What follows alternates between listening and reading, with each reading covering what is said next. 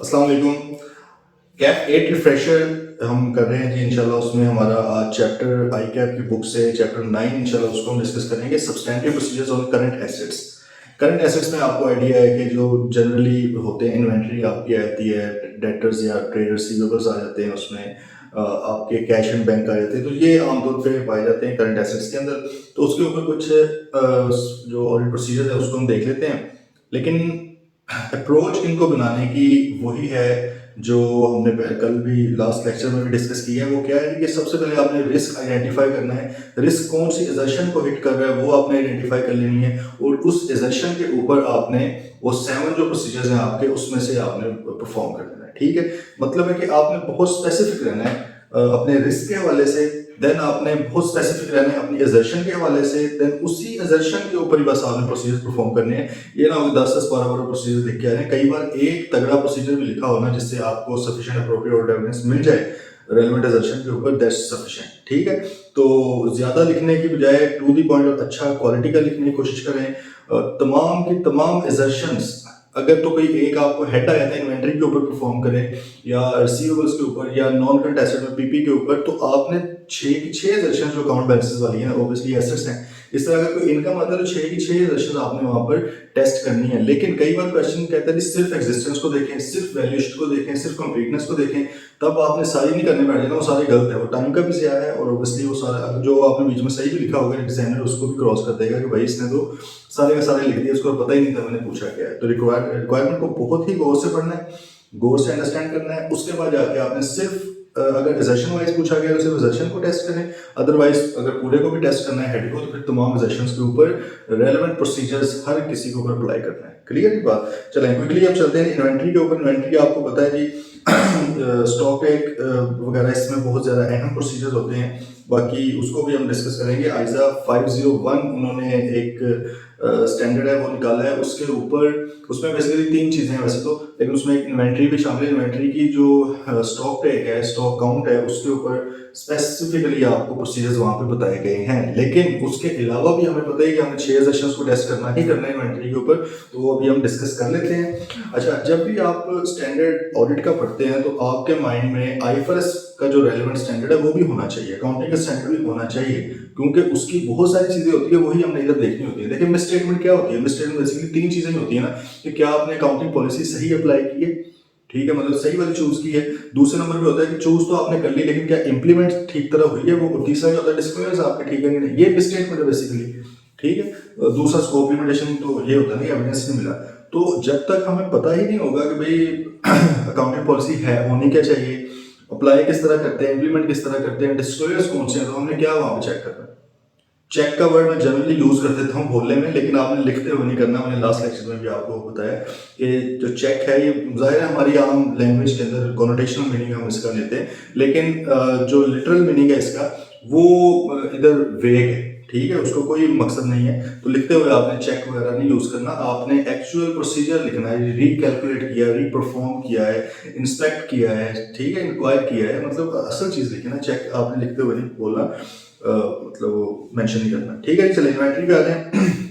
Inventory की importance general सी बातें हैं, आप देख लीजिएगा, कोई इसका खास नहीं है। आमतौर पे जो मैन्युफैक्चरिंग कंसर्न है या जो रिटेल में है उनके इन्वेंट्री बहुत अहम होती है, सर्विस में तो होती ही नहीं है इन्वेंट्री, सर्विस इंडस्ट्री के अंदर।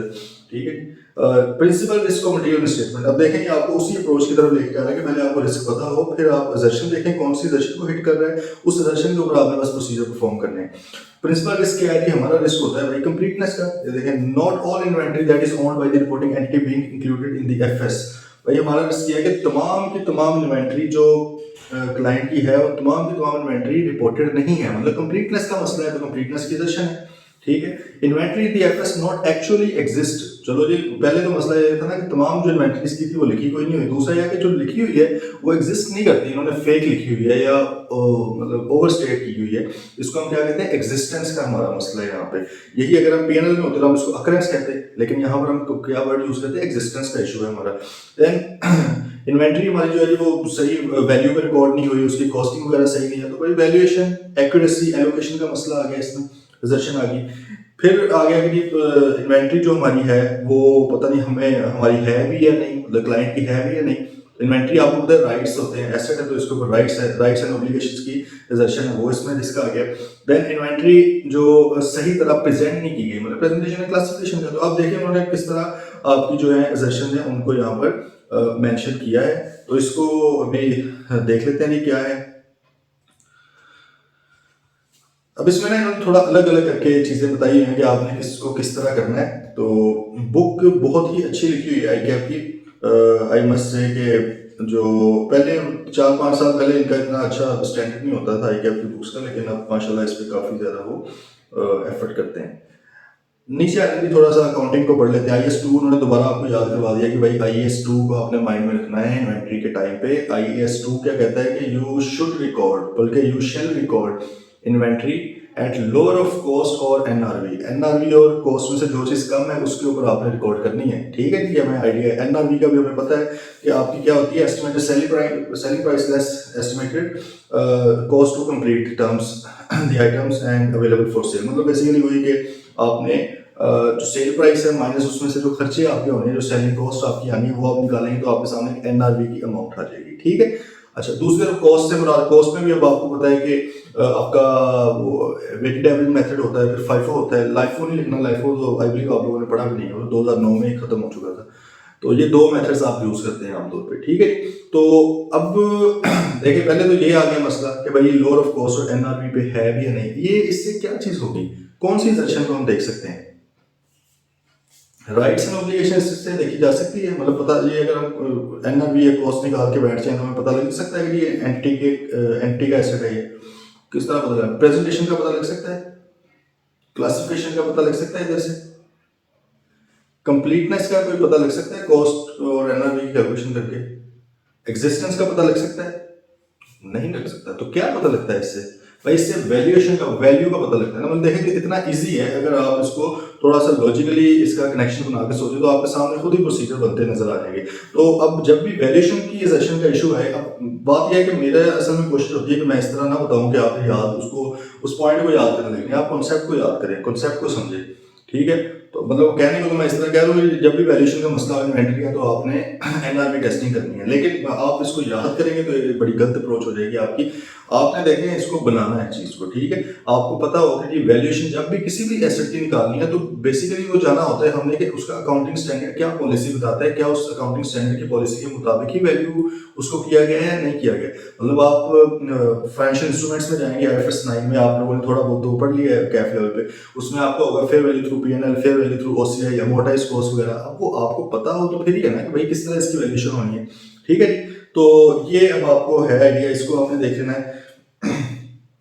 देन आपका जी कॉस्ट ऑफ रॉ मटेरियल वगैरह का मसला आ जाता है। देखें हमने कहा कॉस्ट या एनआरवी। अब दूसरा क्वेश्चन आ गया कि चलो एनआरवी तो सिंपल है, सेलिंग प्राइस माइनस आपकी कॉस्ट टू सेल आ गई, लेकिन जो कॉस्ट निकालनी है उसकी वो उसके भी डिफरेंट तरीकाकार है। ठीक है। अब उसमें फाइफो है और वेटेड एवरेज है। अच्छा, अब उसके अंदर मजीद आगे कॉम्प्लिकेशंस है। वो ये है कि भाई हो सकता है कि कुछ आइटम्स कैपेक्स की हों, कैपिटल एक्सपेंडिचर नेचर की हों, लेकिन आप उसको रेवेन्यू एक्सपेंडिचर इधर डाल दें। ठीक है। कुछ रेवेन्यू भी होंगे उनको कैपेक्स के अंदर डाल देंगे, तो इस तरह भी कॉस्टिंग का भी इशू आ सकता है। देन आपने सीएम में पढ़ी हुई है, उसमें आपको पता है वो जो भी under absorption, over absorption, overheads वगैरह वगैरह सारा कुछ है। बेसिकली तो कॉस्ट जो होती है वो यही है, लेबर और ओवरहेड्स आपकी जो होती है, मटेरियल और प्राइम कॉस्ट इसको हम कहते हैं। ठीक है। लेकिन इशू इसमें अब ये आ जाता है कि भाई क्या वो सही तरह वहां पर अप्लाई भी की गई है नहीं की गई। ठीक है। कॉस्टिंग उसकी किस तरह हुई है। अब कॉस्टिंग के अंदर क्योंकि परचेज भी आपकी आ जाती है, चीज जब आपने खरीदनी है तो उनकी भी फिर नीचे जिस तरह एडिशंस हमने देखे थे उसके फिक्स एसेट्स के, उसी तरह तकरीबन इनके भी जो वाउचर्स आपको देखने पड़ेंगे, इनवॉइसेस पीछे देखनी पड़ेगी, बैक स्पॉटिंग देखनी पड़ेगी, तो ताकि आपकी वो एडिशन वगैरह भी वेरीफाई हो सके। ठीक है जी। मैन्युफैक्चर्ड आइटम्स में भी इसी तरह ये मैन्युफैक्चर में अब आपको है आइडिया, वही लेबर ओवरहेड्स वगैरह, प्राइम कॉस्ट वगैरह आ जाती है। वर्क इन प्रोग्रेस को निकालना बड़ा मुश्किल होता है, स्पेशली अगर मैन्युफैक्चरिंग मतलब कंसर्न है आपको, तो वहाँ पे वर्क इन प्रोग्रेस भी होगा। वहाँ पे आपको पता है कि एंड पे आप फिर ओपनिंग वर्क इन प्रोग्रेस लेते हैं, क्लोजिंग वर्क इन प्रोग्रेस लेते हैं, फिनिश गुड्स वगैरह आपने लेनी होती है। तो ये भी थोड़ा कैलकुलेशन को आपको देखना पड़ेगा कि क्या वो सही तरह कैलकुलेट हुई भी हैं चीज़ें या नहीं हुई। ठीक है जी। एनआरवी या कॉस्ट है तो ये भी आपने देखनी है। अब आपको आइडिया है कि कॉस्ट जो है वो तो ऑब्वियसली एक्चुअल पता लग सकती है ना आपको कि आपने इनवॉइसेस वगैरह परचेज इनवॉइसेस देख ली हैं। एनआरवी क्या है? एनआरवी एस्टिमेट है एक, क्योंकि एस्टिमेटेड सेलिंग प्राइस है ना, कौन सा भी बेच रहे हैं आप, फौरन बिकने तो नहीं लगी वो चीज़, कितने की बिकेगी, इसको हम एनआरवी कहते हैं अपने। ठीक है। अब आप लोगों ने ये माइंड में रखना है कि भाई जब भी कहीं पर भी एस्टीमेट आ जाएगा ना, तो आपने उनके एस्टीमेट की रीजनेबलनेस को टेस्ट करना है। ये ऑडिटर का फर्ज है। आइजा 540 वो आपसे ये रिक्वायर करता है कि भाई whenever there is an estimate you must test its reasonableness. आपने रीजनेबलनेस को लाजमी टेस्ट करना है। Provision for doubtful debts estimate है, सही है। प्रोविजन फॉर कंटीजेंसीज एस्टीमेट्स है। प्रोविजन फॉर टैक्सेशन एस्टीमेट है आपका। एनआरवी एस्टीमेट है। एनआरवी इन्वेंटरी को राइट ऑफ कितना करना है आपका एस्टीमेट है। बहुत से इस तरह के एस्टीमेट्स बनते हैं आपके, ठीक है। तो आपने सबकी रीजनेबलनेस को टेस्ट करना है। ये ऑडिटर की जिम्मेदारी है, ऑडिटर का की रिक्वायरमेंट है आइजा 540 के मुताबिक, ठीक है जी। तो आपने एनआरवी में अब जाहिर देखेंगे वो कहेंगे कि हम ज्यूम कर रहे हैं कि हमारा 1 यूनिट 100 रुपये का बिकना है। आप उसे कहें भाई किस बेसिस पे ज्यूम करें, मतलब बेसिस हमें बता दें। बेसिस अगर रीजनेबल है इसमें तो ठीक है, क्लियर है। देन फिजिकल इन्वेंट्री काउंट आइजा 501 ये आपको इन्वेंट्री के फिजिकल काउंट का मशवरा देता है और आपको गाइड करता है कि आपने इसको किस तरह लेकर चलना है। रीजंस बताएंगे यानी क्यों जरूरी है, तो वो देख लीजिएगा। वो उससे ये है कि एग्जिस्टेंस का आपको पता चल जाता है, ठीक है। देन आपको थोड़ा इसमें कंप्लीटनेस भी आप देख सकते हैं। कंप्लीटनेस इस तरह आप देख सकते हैं कि आप वहाँ पर फ्लो टू शीट करके, जो हमने आई बिलीव लास्ट लेक्चर में थोड़ा डिस्कस किया था, आप कंप्लीटनेस को भी देख सकते हैं। एग्जिस्टेंस तो आप देख लेंगे शीट टू फ्लो चीज़ें देख के, ठीक है जी। तो ये थोड़ा सा आपको आइडिया चीज़ों के बारे में देता है। एक्यूरेसी भी किसी हद तक थोड़ी बहुत आपकी आ सकती है। फिर यहाँ से आपको एनआरवी टेस्टिंग की तरफ भी इंडिकेशंस मिल सकती हैं। मतलब अगर डैमेजेस हैं वहाँ पर, जो चीज़ें वो डैमेज्ड हैं, ख़राब हैं, रिपेयर होने वाली हैं, तो आपको थोड़ा आइडिया हो जाएगा कि भाई ये चीज़ें थोड़ी मसाइल आ रहे हैं यहाँ पे, तो इनकी अब उस रेट पे तो नहीं बिकेंगी जो पहले बेचनी थी, ठीक है जी। तो ये कुछ हैं इश्यूज। अब आइजा 501 आपसे कहता है कि भाई आपने इन्वेंट्री काउंट को अटेंड करना है और उसको सुपरवाइज करना है, उसको ऑब्जर्व करना है। बेसिकली ऑब्जर्वेशन जो हमारा और ये प्रोसीजर है उस 7 प्रोसीजर्स में से वो यहाँ पर अप्लाई होता है, ठीक है। ऑब्जर्वेशन क्या है कि हमने खुद नहीं वहाँ पे जाके परफॉर्म करना, हमने रीपरफॉर्म नहीं करना, हमने रीकैलकुलेट नहीं करना। We just need to observe that inventory count. Staff जो होगा, क्लाइंट का होगा, वो काउंट कर रहा होगा चीज़ें, आप उसको ऑब्जर्व करेंगे। हाँ, आप अपनी मर्जी से बीच में से कह सकते हैं अच्छा थोड़ा सा ये भी काउंट करके दिखा दो, ये भी काउंट करके दिखा दो, थोड़ा बहुत आप खुद भी अगर चाहें तो कर लें। लेकिन mainly that's not your purpose. Your job is to observe that inventory count being done by staff. Staff ने भाई वो करना है, ठीक है।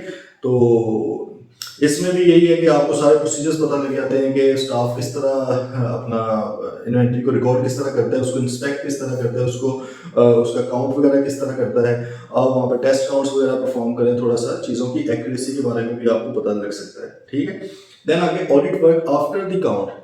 काउंट तो हो गया है। काउंट क्या है कि आप गए स्टाफ के पास, आपने कहा जी शीट हमें दे दे, स्टॉक शीट आपको प्रोवाइड कर दी गई है, आपने साथ 2 बंदे दिए हैं और आप जाके टेस्ट कर रहे हैं। और आमतौर पे ये चीज़ जो होती है फाइनेंशियल ईयर एंड के ऊपर ही करनी पड़ती है, लास्ट डे के ऊपर, या मैक्सिमम अगले दिन आप कर लें, ठीक है। अदरवाइज अगर बीच में गैप आ गया तो जो मूवमेंट हुई है स्टॉक की, वो फिर उसको रिकॉर्ड करना मुश्किल हो जाता है चीज़ों को। लेकिन ये भी वेरी करता है industry to industry. For example एक तरफ आपकी शूज़ की फैक्ट्री है, अब उसमें तो शूज़ हज़ारों के हिसाब से डेली बिक भी रहे हैं, बन भी रहे हैं, उसको रिकनसाइल करना मुश्किल हो सकता है। अगर 10 दिन का भी वक्फा आ गया, मतलब 30 जून ईयर एंड है, लेकिन आप 10 जुलाई को जाके हम स्टॉक टेक करेंगे, तो बीच में जो 10 दिन की मूवमेंट हुई है वो मसला आएगा। क्योंकि आपको अमाउंट चाहिए 30 जून वाली, आपको 10 जुलाई वाली नहीं चाहिए। फाइनेंशियल स्टेटमेंट में तो 30 जून तक आ रहा है डेटा। लेकिन दूसरी तरफ अगर हम देखें कोई ट्रैक्टर्स की फैक्ट्री है, अब ट्रैक्टर्स कोई हज़ारों की तादाद में तो नहीं बनने हैं, वो मैक्सिमम 10 दिन के अंदर 15-20 बन जाएंगे, 10-15 ही बिके होंगे, ठीक है। तो अब आप वहाँ पर वो थोड़ा रिकनसाइल करना ईजी है। तो इसका मतलब है कि इट्स नॉट ऑलमोस्ट इम्पॉसिबल कि आप हर केस में तो नहीं इसको इस तरह कह सकते, लेकिन आपको अपनी सिचुएशन के मुताबिक देखना पड़ेगा इसको, ठीक है। ये एक तरीका कार है कि आपने क्या करना है, obtaining the final inventory sheets. Inventory sheets आपने भाई ले ली हैं। न्यूमेरिकल सी, अब ये देखें ना, चेक द न्यूमेरिकल सीक्वेंस। अब ये बुक के अंदर भी ना थोड़ी सी वर्डिंग इस तरह कर देते हैं, चेक वगैरह क्या है। वैसे तो उन्होंने आगे डिटेल में बता दी, न्यूमेरिकल सीक्वेंस को हमने देखना है। अगर आप सिंपल ये कहेंगे चेक द शीट्स, तो चेक द शीट्स में क्या है, क्या चेक आपने उसमें किया, ठीक है। तो आपने न्यूमेरिकल सीक्वेंस को देखना है जी, क्या उस सीक्वेंस के अंदर कोई चीज़ें मिसिंग तो नहीं है। मतलब वही 1 2 3 4 होता है, सीरियल नंबर वगैरह साथ लिखे हुए हैं, पता लगे कि 10 के बाद अचानक 15 आ गया, तो बीच वाली भाई 4-5 आइटम्स की हाइट तो नहीं की हुई, वो किधर चली गई। Then numerical sequence of tag numbers, tag number वगैरह लगे होते हैं उनके, कि जी इसका ये कोड है, वो आप उसको देख लें। अरिथमेटिकल एक्यूरेसी, टोटल वगैरह, कास्टिंग इसको हम कहते हैं ऑडिट की लैंग्वेज में, कास्ट करके देखें, उनके टोटल शोटल चेक कर लें, उनकी कैलकुलेशन देखें, कंफर्म करें कि भाई क्या इन्वेंट्री रिकॉर्ड अमेंड भी किए गए हैं जैसे कि रिक्वायर्ड थे। मिसाल के तौर पे जाहिर है आपने जब शीट ली है उसके अंदर कुछ आइटम्स आ रही हैं, ज़रूरी तो नहीं है कि 100% वही एग्जिस्ट भी करती होंगी, या जो एग्जिस्ट करती हैं वो सारी कंप्लीट है, उसके अंदर रिकॉर्डेड भी हैं, जाहिर है इश्यूज आएंगे, तो आप उसको वहाँ पर मेंशन करते रहते हैं कि अच्छा 5 लिखे होते, आपने देखा तो 6 पड़े, तो आपने आगे 6 लिख दिया, +1 कर दिया। अब आपने बाद में देखना है कि भाई क्या वो अमेंड भी किया गया है, नहीं किया गया। अगर अमेंड ही नहीं हुई चीज़ें, इनकॉर्पोरेट ही नहीं हुई, तो फिर स्टॉक टेक का मकसद क्या रहेगा, ठीक है। तो वो अपडेटेड होना चाहिए, एडजस्टेड होना चाहिए। देन यही है कि जो क्लाइंट की इन्वेंट्री है लेकिन थर्ड पार्टी के पास है, पड़ी हुई है, वो भी आपकी इन्वेंट्री के अंदर शामिल होना चाहिए, ठीक है। देन अब इसी तरह अगर थर्ड पार्टी की इन्वेंट्री है और हमारे पास पड़ी हुई है, वो हमारी इन्वेंट्री में शामिल नहीं होनी चाहिए, आपको है आइडिया।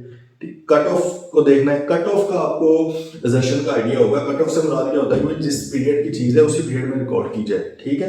मतलब आमतौर पे इनकम एक्सपेंसेस में हम ये चीज़ देखते हैं कि भाई जिसमें जिस पीरियड की है परचेज है उसी पीरियड में आए, उस तरह सेल जिस पीरियड की है उसी पीरियड के अंदर आनी चाहिए। तो यहाँ पर भी हमने देखना है, ये ना हो कि हमारी परचेज इस साल की है 30 जून से पहले की, लेकिन अभी तक इन्वेंट्री के अंदर वो डिपिक्ट ही नहीं हो रही, इन्वेंट्री के अंदर वो इनकॉर्पोरेट ही नहीं की गई। ये बहुत बड़ा मसला है, ठीक है। इसका मतलब है कि हमारी इन्वेंट्री होगी अंडरस्टेट होगी। कई बार इस तरह भी होता है कि बात की चीज़ थी लेकिन पहले इन्होंने इन्वेंट्री में शामिल कर दी, ठीक है। तो आपने इसको भी थोड़ा सा उधर देखना है। इसका आमतौर पर प्रोसीजर यही होता है कि परचेज पे जब हम जाते हैं स्टॉक टैग के ऊपर, तो हम लास्ट 5 जो है या 6 जितने भी, आमतौर पे हम लोग तो 5 करते थे, वो इनवॉइसेस की कॉपीज भी लेकर आ जाते हैं, ताकि बाद में, क्योंकि फौरन तो नहीं हमने ऑडिट करना, ऑडिट तो हम करते हैं लेट्स से जुलाई या अगस्त में जाके, तो बाद में जब हम जाते हैं तो हम देख लेते हैं कि भाई आखिरी परचेज वही है ना जो हम लेकर गए थे इनसे कॉपी, और आखिरी सेल वही है ना जो हम लेकर गए थे, कोई और तो नहीं सेल। पता लगे कि बाद में 5-6 जुलाई वाली सेल्स या 5-6 जुलाई वाली परचेज भी पीछे करके ऐड कर दी, तो वो उससे बचत होती है थोड़ी, ठीक है जी। देन पॉसिबल कंट्रोल वीकनेसेस क्या हो सकती हैं इन्वेंट्री काउंट में, ये बहुत जनरल सी बातें हैं, ये आप देख लीजिएगा। ये पेपर में क्वेश्चन भी आया था कि इन्वेंट्री काउंट करते हुए को क्या क्या पॉसिबल वीकनेसेस हैं, मतलब आप उससे बचें, ठीक है। जो वो क्या है, प्री नंबर नहीं होती।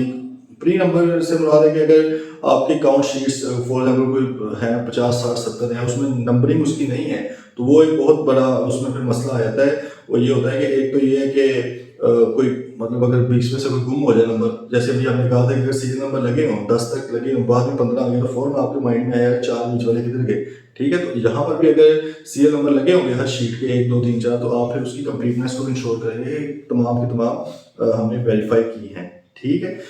और इसी तरह ये बाकी भी इसमें कुछ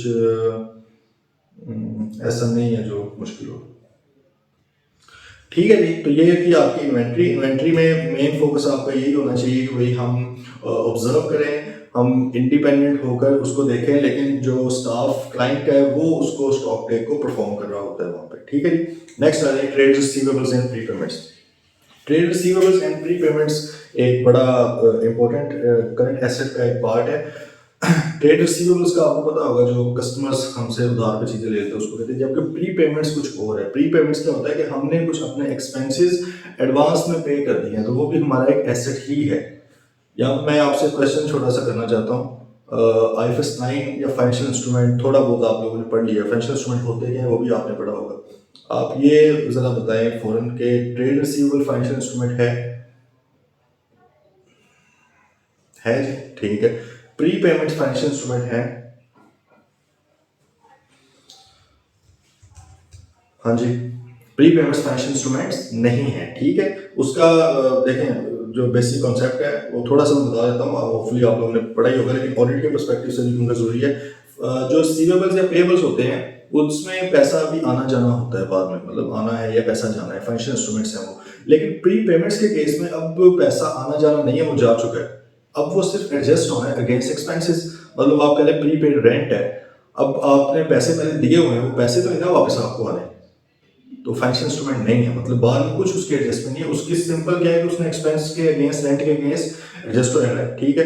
आपने सप्लायर को एडवांस में पेमेंट कर दी है, ठीक है। अब बाद में सप्लायर ने आपको पैसे नहीं वापस करने हैं, सिंपल क्या होना है कि आपको गुड्स आ जानी है, बात समझ रहे हैं, तो that's not a financial instrument. चलिए जी, रिसीवेबल्स के अंदर जो बहुत ही ज़्यादा इंपॉर्टेंट एक है प्रोसीजर है, दैट्स एक्सटर्नल कंफर्मेशन। अब ये आप ये देख लें कि पहले तो हमने देखना कि भाई रिस्क मिसस्टेटमेंट किन assertions के अंदर है ज्यादा। वैसे तो तमाम assertions ही हमने वेरीफाई करनी है, लेकिन अगर हम देखें तो भाई रिसीवेबल्स के अंदर एग्जिस्टेंस का मसला आ सकता है कि भाई लिखे हुए हैं पता लगे हो ही ना, ठीक है। कंप्लीटनेस का मसला आ सकता है कि क्या तमाम की तमाम जो है रिसीवेबल्स वो हमने मेंशन किए भी हैं या नहीं किए। राइट्स का मसला आ सकता है कि जो रिसीवेबल्स लिखे हुए हैं वो क्लाइंट के हैं कि डायरेक्टर्स के तो नहीं है, कहीं किसी और के होंगे, क्लाइंट के नाम पे हो रिसीवेबल्स, क्लाइंट के नाम पे इनवॉइसेस वगैरह गई थी, ये आपने देख लेना है। देन आपका जो है कट ऑफ, ये कट ऑफ इधर नहीं है लेकिन सेल्स के साथ आपने इसको रिलेट करना है सेल्स में, क्योंकि अगर आपने सेल्स अगले साल की इस साल में रिकॉर्ड कर दी हैं या इस साल की अगले साल में चली गई हैं तो उसके रिलेटेड जो रिसीवेबल्स भी हैं अगर वो क्रेडिट सेल्स हैं तो वो भी तो ऑब्वियसली डिस्टर्ब हुए होंगे। तो ये जो आमतौर पे है आपकी मसाइल पैदा करते हैं रिसीवेबल्स के अंदर ये। अब आपने कोई ऐसे प्रोसीजर्स परफॉर्म करने जिससे ये assertions आपकी वेरीफाई हो जाए। डिफरेंट भी हो सकते हैं लेकिन आमतौर पे एक्सटर्नल कंफर्मेशन एक ऐसा प्रोसीजर है जो काफ़ी चीज़ें आपको काफ़ी assertions वेरीफाई कराएगा। वैसे भी हमने याद करें ISA 500 में एक बार डिस्कस की थी जब वहाँ पर है कि मोस्ट रिलायबल एविडेंस कौन सा होता है, तो हमने वहाँ पर डिस्कस किया था ओरिजिनल होना चाहिए, थर्ड पार्टी का होना चाहिए, डायरेक्ट होना चाहिए, डॉक्यूमेंटेड होना चाहिए। ये याद है आपको? वहाँ पर भी मैंने आपको बात की थी कि ISA 505 के मुताबिक जो एक्सटर्नल कंफर्मेशन है वो एक ऐसा ज़बरदस्त किस्म का एविडेंस है कि उसके अंदर ये रिलायबिलिटी वाली ज़्यादा चीज़ें पाई जाती हैं, ठीक है। अच्छा, अब वो रिलायबिलिटी के हवाले से बड़ा अहम है यहाँ पर, तो वो ऑब्वियसली थोड़ा सा आपको जो है assertions भी आपकी ज़्यादा वेरीफाई करवा रहा है, उसको देख लेते हैं। जैसे आपका जो है रिसीवेबल्स का आपके पास बैलेंस आ जाता है, उसको हम कहते हैं एक शीट हम बना लेते हैं, उसको हम बोलते हैं रिसीवेबल कंट्रोल शीट। सही है, कंट्रोल शीट एक होती है वो हम एक बनाते हैं। उसमें आपको मैं थोड़ा सा इशारों से बना के थोड़ा दिखा देता हूँ। उसमें यह है कि आपका रिसीवेबल के बैलेंसेस आ जाते हैं सारे, उसमें से फिर आपने सैम्पलिंग बेस पे जो भी आप देखना चाह रहे हैं, हमने सैम्पलिंग पढ़ ली हुई है तो उसके मुताबिक आपने अपना डिसाइड कर लिया कि जिसमें रिस्क ज़्यादा है उसमें सैंपल ज़्यादा है, फलां फलां करके आपने कोई ना कोई सैंपल ले लिया, ठीक है। फॉर एग्जाम्पल 10 रिसीवेबल्स हैं, आपने उसमें से फाइनल किया कि भाई मैं 5 को लेट से वेरीफाई करना चाहता हूँ। अब आपने 5 को क्या किया, कन्फर्मेशन आपने भिजवा दी है, ठीक है। कंफर्मेशन आपने भिजवा दी, अब आप वेट कर रहे हैं कंफर्मेशन का रिप्लाई आएगा आगे से।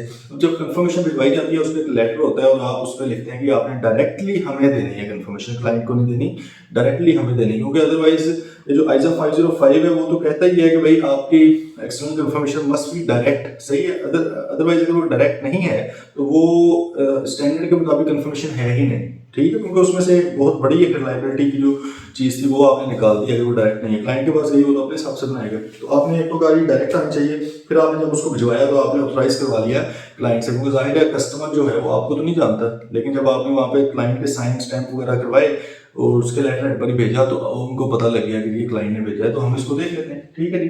तो अब वो चला गया। अब उसमें से जरूरी नहीं है कि सारे लोग वापस भेज दें, क्या वो पाबंद है आपको रिप्लाई करने के? कस्टमर्स का आपके साथ क्या ताल्लुक है? कोई ताल्लुक नहीं है। वो कहते हैं भाई हमने नहीं रिप्लाई करना, तो आप क्या कर सकते हैं? You can't do anything. लेकिन चलें, लेट्स सपोज के कुछ लोगों ने भेज दिया, अब उन्होंने वापस भेजा है। अब आप देखेंगे कि आपके पास कंफर्मेशन आ गई है, अब उसके ऊपर बैलेंस वगैरह लिखा हुआ, आपने बेसिकली उन्होंने ये कहा होना है कि ठीक हमारा जो क्लाइंट है वो ये कह रहा है कि हमने आपसे 10 लाख रुपया लेना है एज ए 30 जून 2023 या 2024। आप भाई बताएं कि क्या आपने वाकई देना है, आपके लेजर्स के अंदर आपके अकाउंट्स में क्या आ रहा है। उन्होंने भी नीचे वो अपने एक एरिया बनाया होता है, सिर्फ अमाउंट्स लिखनी होती है कि भाई इतना है। अब उन्होंने कर दिया, वो मैच हो गया दोनों, ठीक है। अब मैच होने से क्या हुआ, देखिए आपकी जो है एग्जिस्टेंस उस बैलेंस की वेरीफाई हुई कि नहीं हुई? हो गई है। आपकी कंप्लीटनेस उस बैलेंस की वेरीफाई हुई है या नहीं हुई? हो गई है ना, क्योंकि उसने लिख के भेजा भाई लेने ही इतने, तो कंप्लीट भी हो गया। राइट्स आपके हो गए वेरीफाई, जब उसने कह दिया कि हमने इन्हीं को देने हैं, वैसे इसी क्लाइंट को देने हैं, राइट्स आपके हो गए। मतलब कि आप देखेंगे एक ही जो प्रोसीजर परफॉर्म करने से आपके डिफरेंट assertions जो है वो वहाँ पे वेरीफाई हो रही है। लेकिन लेट्स से आगे से वो कोई और बैलेंस देकर भेज देता है, ठीक है, फिर भी मसला आ गया। फिर आप क्लाइंट के पास जाते हैं कि भाईजान ये रिकंसाइल करें, आपने कहा 10 लाख लेना है, वो कह हमने 5 लाख देना है, तो इशू आ गया। अब रिकंसाइल करने की तरफ जाएंगे, क्लाइंट उसको रिकंसाइल करेगा, अपने कस्टमर के साथ बात करेगा, या तो फिर कस्टमर दोबारा भेज देगा कि हाँ जी हमने मसला अपना रिजॉल्व कर दिया है, ठीक है, ये फिगर थी, या फिर क्लाइंट के एंड पे कोई इशू होगा तो जो भी है वो उसको रिकंसाइल करके आपको बताएंगे। अगर वो रिकंसाइल नहीं कर पा रहे तो ऑब्वियसली दैट्स अ मिसस्टेटमेंट, एक मिसस्टेटमेंट बन गई ना कि आपने लेने इतने लेकिन आपने मेंशन इतने किए हुए, ठीक है। थर्ड केस क्या होता है कि क्लाइंट रिप्लाई ही नहीं करता, जो मोस्टली हो जाता है, कस्टमर आपका रिप्लाई नहीं करता क्लाइंट को। अब उसमें फिर क्या है, हमारा एक प्रोसीजर तो वैसे मिस हो गया ना, अब उसमें हम दोबारा एक बार तो फॉलो अप कर लेते हैं, दोबारा भेज देते हैं रिक्वेस्ट के साथ प्लीज कर दें। लेकिन उसने कहा कि नहीं भाई मैं आप कौन हो, मैं तो नहीं करूंगा, ठीक है। अब वहां पर फिर आपके दूसरे कुछ प्रोसीजर्स हैं, वो आप ऑल्टरनेट प्रोसीजर परफॉर्म करते हैं। क्योंकि याद करें, ये जो स्कोप लिमिटेशन होती है, स्कोप लिमिटेशन का मतलब ये नहीं है कि हमने एक प्रोसीजर परफॉर्म किया, हमें एविडेंस नहीं मिला, चलो जी स्कोप हमारा लिमिट हो गया, नहीं। वो स्टैंडर्ड आपको ये कहता है कि भाईजान पहले आपने मेन प्रोसीजर परफॉर्म करना है, जो भी आपको सबसे ज्यादा रिलायबल लगता है, अप्रोप्रिएट लगता है, ठीक है, सफिशिएंट लगता है। लेकिन अगर उधर से एविडेंस नहीं मिलता, then you have to perform an alternate procedure. Alternate perform किया, उस पर भी नहीं मिला, एक आधा और परफॉर्म करें।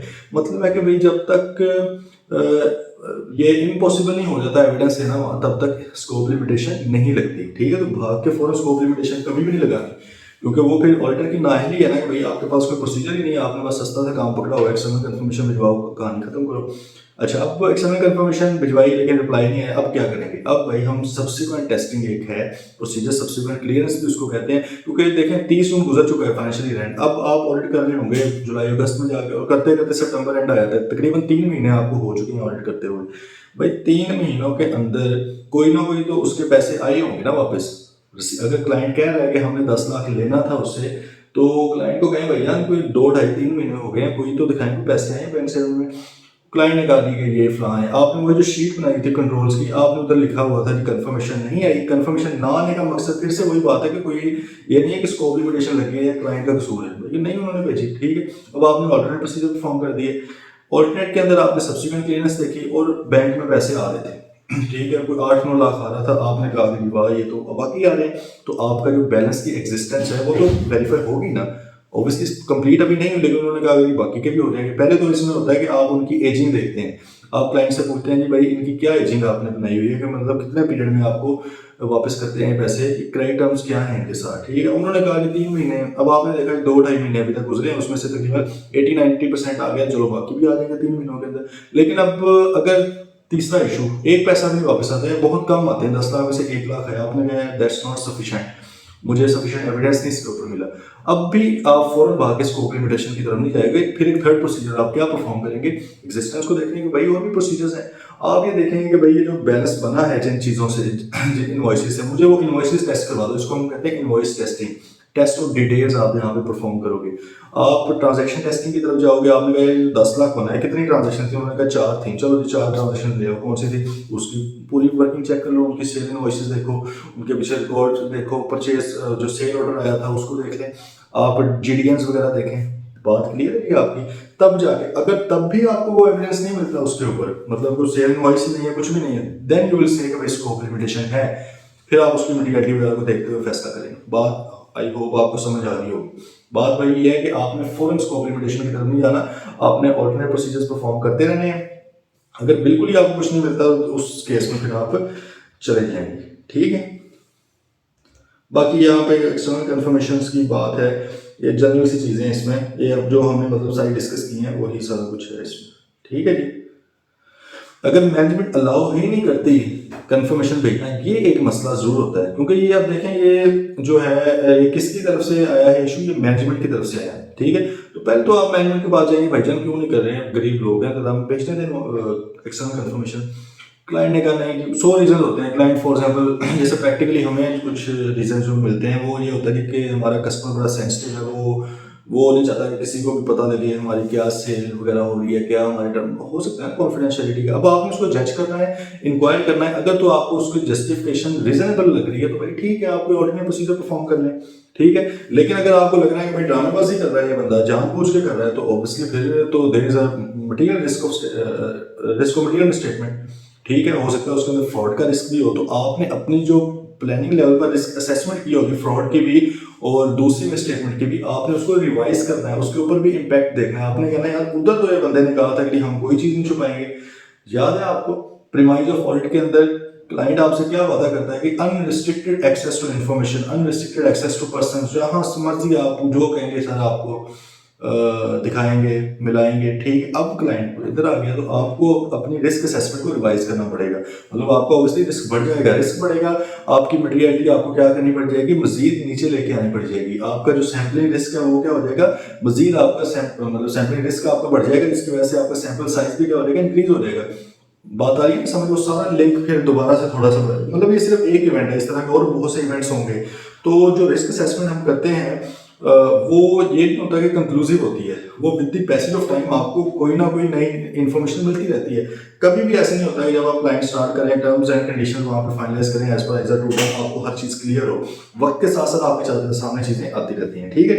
तो भाई खैर इन एनी केस अब आप सिर्फ इस बेस पर तो नहीं कह सकते, अगर तो इसमें बहुत बड़ा फ्रॉड का फैक्टर आ गया और आपकी मेरी इंटेग्रिटी ही डाउट में आ गई है तो फिर मसाइल है। अदरवाइज अगर आपको क्लाइंट नहीं अलाउ कर रहा तो आप ऑल्टरनेट प्रोसीजर वही सब्सिक्वेंट क्लियरेंस की तरफ चले जाएं या इनवॉइस टेस्टिंग वगैरह की तरफ चले जाएं, ठीक है जी।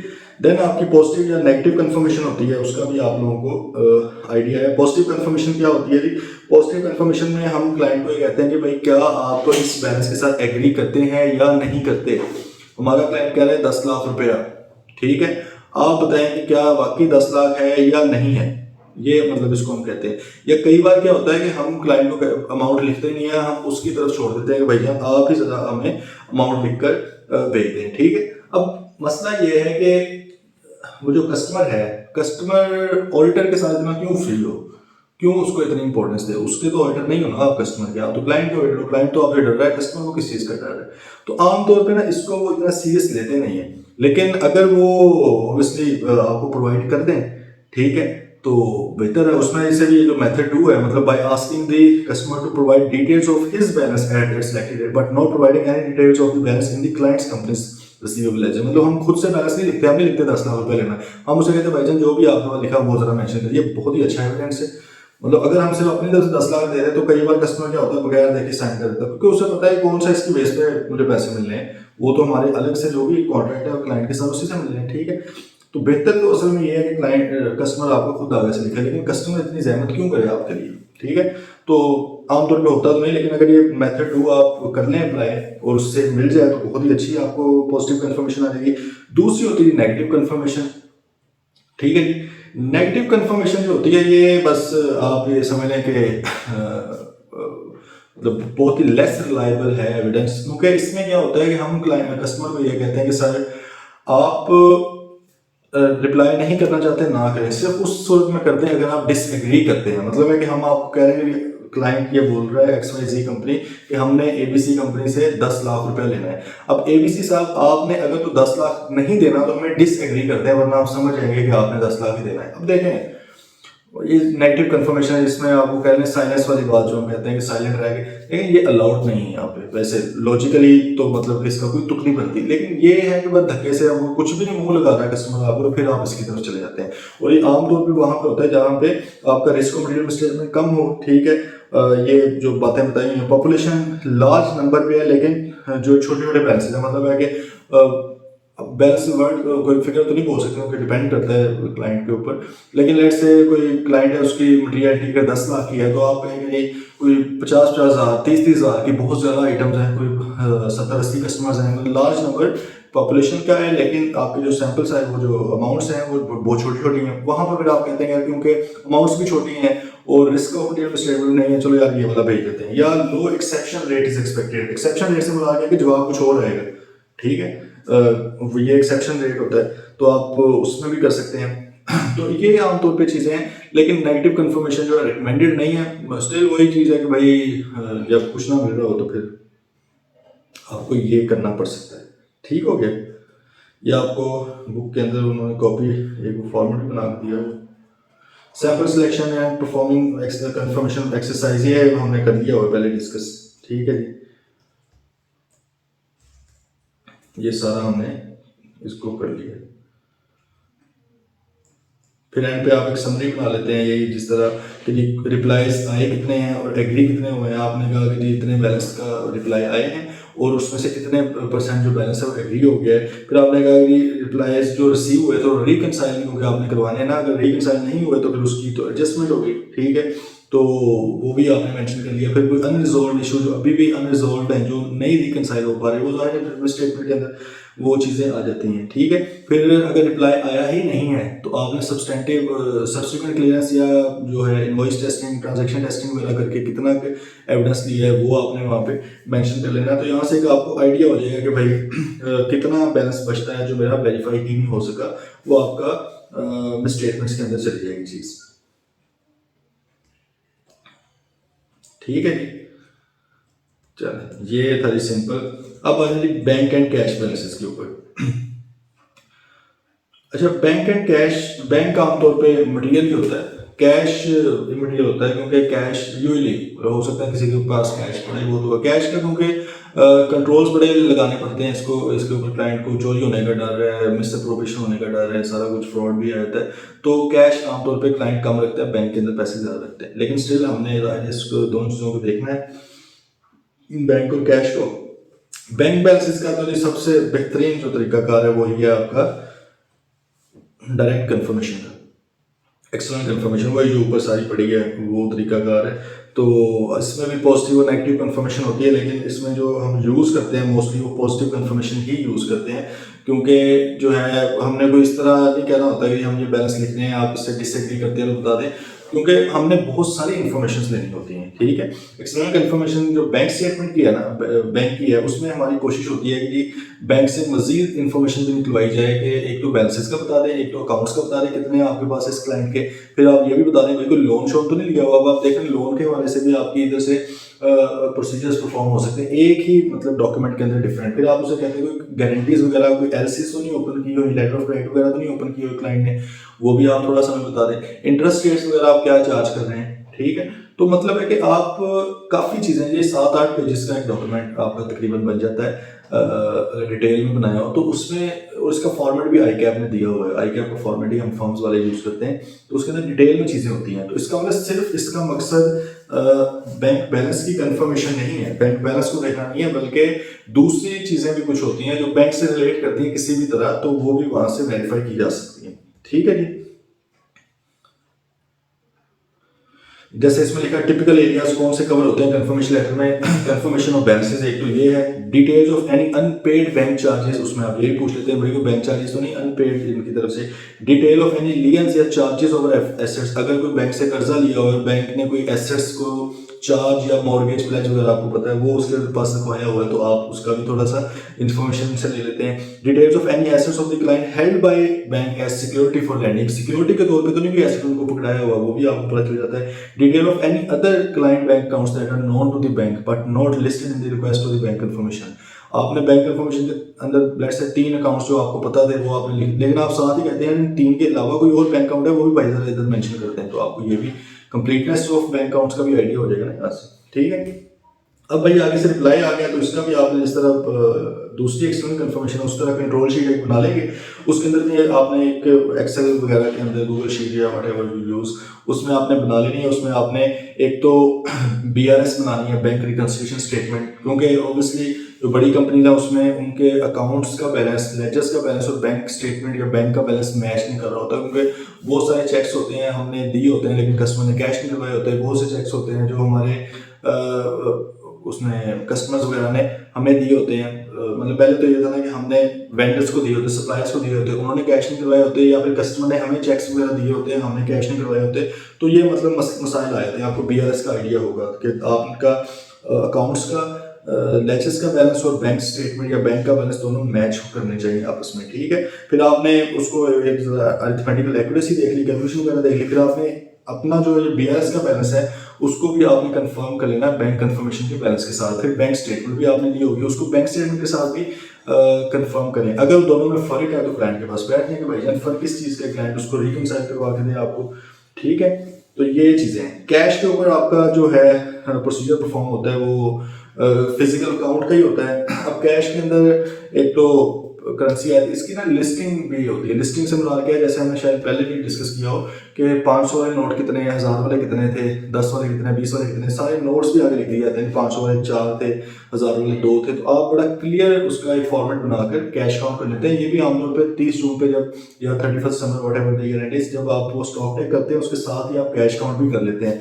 इससे आपकी वहाँ पे कैश की एग्जिस्टेंस भी वेरीफाई होती है, पड़ा वो कैश देख लेते हैं, कैश की कंप्लीटनेस भी आपकी वेरीफाई हो जाती है। ठीक है, राइट्स भी ऑब्वियसली अगर क्लाइंट के पास पैसा है तो वो क्लाइंट का ही है, तो ये चीज़ें आप वहाँ पर देख लेते हैं।